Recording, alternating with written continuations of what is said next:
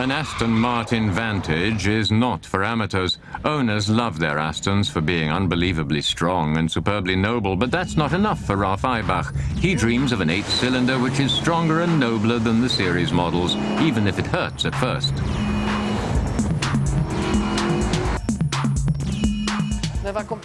It was like just so empty. We took out everything. No more seats, nothing. From the outside it still looked great, but inside, ouch. For the modification, hi-fi specialist Thomas King from Alpine has an idea. The Aston will be outfitted with a 5+1 Dolby surround sound kit with additional speakers, power amplifiers and a DVD player. The only problem, the car cannot get heavier, and that forces the expert to employ drastic measures.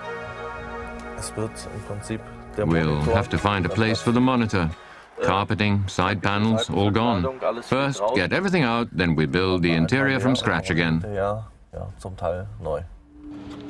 It takes Mike Crook half a day to empty out the Aston. The interior is redesigned, knobs and fixtures reduced. After a week, the interior of the car is only a chaotic collection of individual electrical parts. Only after numerous hours is Mike able to elicit the initial sounds from the new stereo system. Hey, ein Rauschen.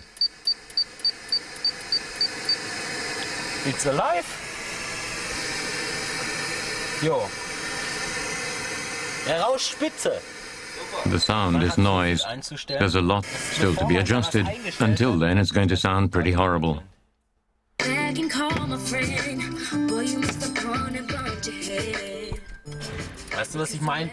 I mean, there are no filters set yet.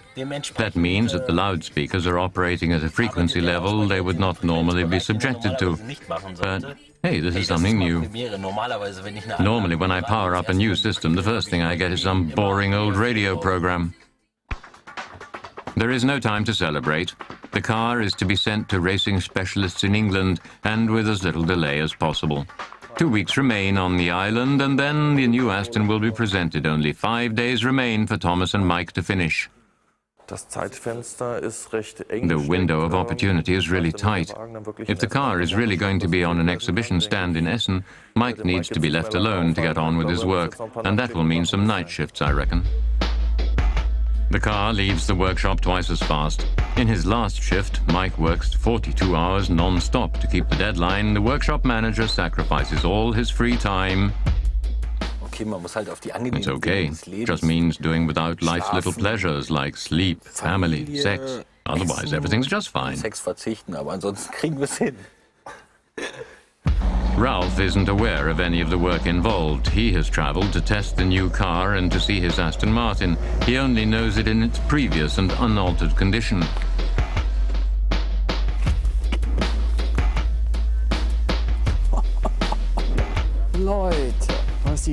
What he says now in German can be construed as appreciation, to the extent that the words tumble out in a higgledy-piggledy expression of joy. Ralf is completely in love with the new interior of his Aston. Style and elegance have replaced the sheer chaos that once reigned.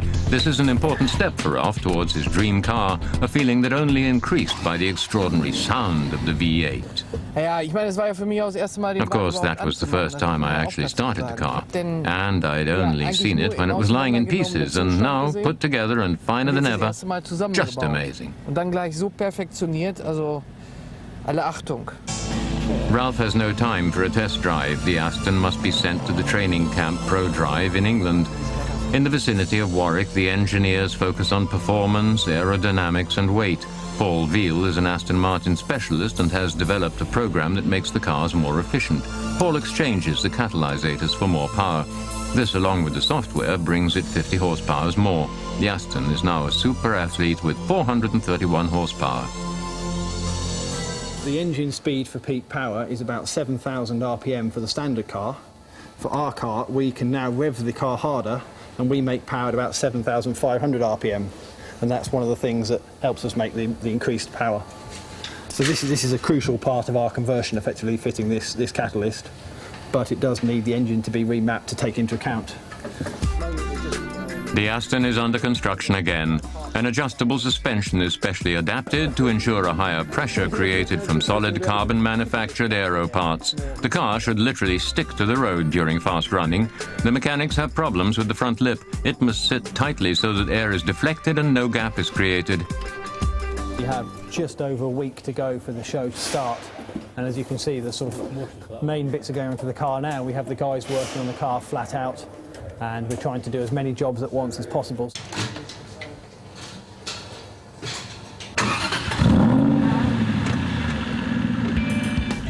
The first tests, and the first time that Ralf can not only admire his car but also drive it. He can finally try out the suspension and the car on the test track.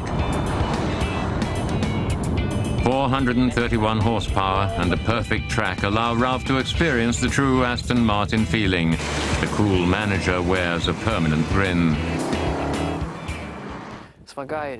That was fantastic. This car is a unique experience, particularly after the modifications. Another 12 hours to the opening in Essen.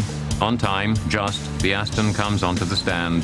Mike has waited for this point in time to set up his equipment, but the first test shows no image on the DVD player. The workshop manager discovered a nasty surprise in the trunk. I mean, we bust our guts to get everything finished on time, but we made it, and then the Brits got their hand on it, and now there's more work ahead.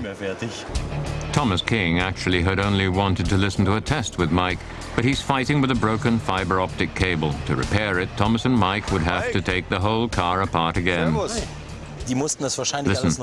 they probably had to take everything out again and somehow damage an LWL. Last thing I wanted was another problem. Yep. Ich wollte doch heute gar keine Probleme mehr. There is nothing anyone can do to make the Dolby surround system work. Thomas wants to bring the car to run, at least for recruitment fair purposes, but now everything is dead. The fuses are not working and Thomas is slowly losing his patience. Okay, something's on. No, it's off again. Lid is closed, keys out. I'm getting nothing on the monitor. Ciao. The fair opens in 6 hours. Rescue comes in the form of the approaching Bernhard. The fair technician also brings Thomas a new power supply for the empty battery.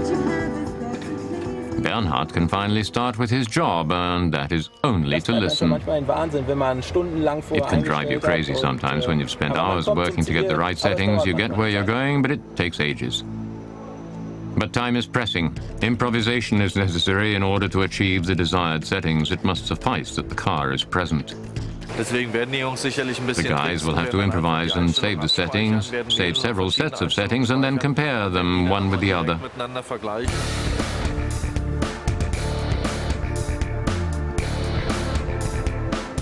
Until now, not many people have seen the car up close. The tension is building. After 9 months of planning and 6 weeks rebuilding, Ralf is finally on target. This is exactly how he had envisaged his Aston Martin.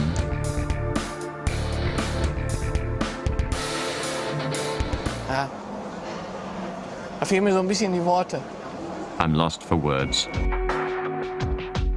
Even the DVD player is running as if nothing had happened. The Aston Martin, worth approximately 150,000 euros, is for Ralf the perfect Englishman. An Aston Martin, that says everything. The name alone calls up fantasies. And when you sit in the car, you feel that.